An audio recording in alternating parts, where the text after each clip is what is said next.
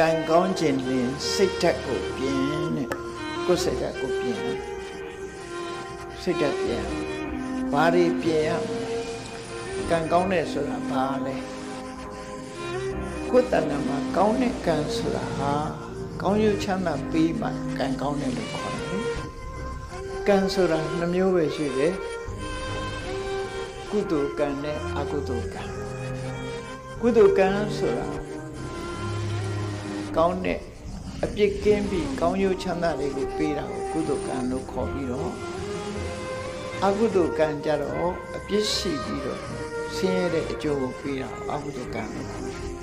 အဲ့တော့ကံကောင်းဆိုတာကုသိုလ်ကံကိုပြောပြီးကံဆိုးဆိုတာအကုသိုလ်ကံကိုပြောလောကလူတွေကကံဆိုးကံကောင်းကိုကုသိုလ်အကုသိုလ်ကံမပြောဘဲနဲ့ထီပေါက်ရင်လည်းကံကောင်းတယ်စီးပွားဥစ္စာတက်လာရင်လည်းကံကောင်းတယ်လို့ထင်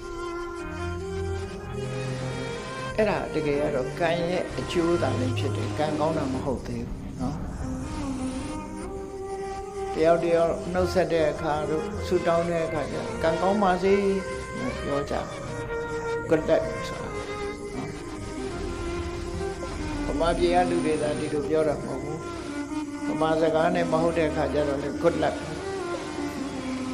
ကံကောင်းပါစေလို့ပြောကြတယ်အဲ့တော့ကံကောင်းတာ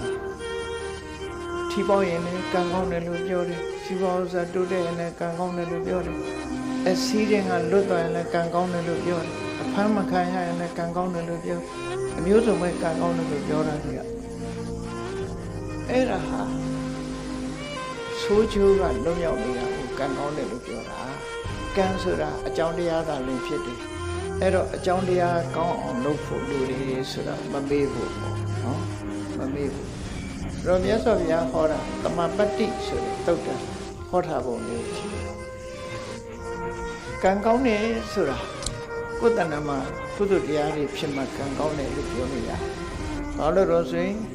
အနဝိဇ္ဇဒုက္ခဝိပါကလက္ခဏာအပြစ်ကင်းပြီးကောင်းကျိုးချမ်းသာတွေကိုပေးနိုင်တာကုသိုလ်တရားတဲ့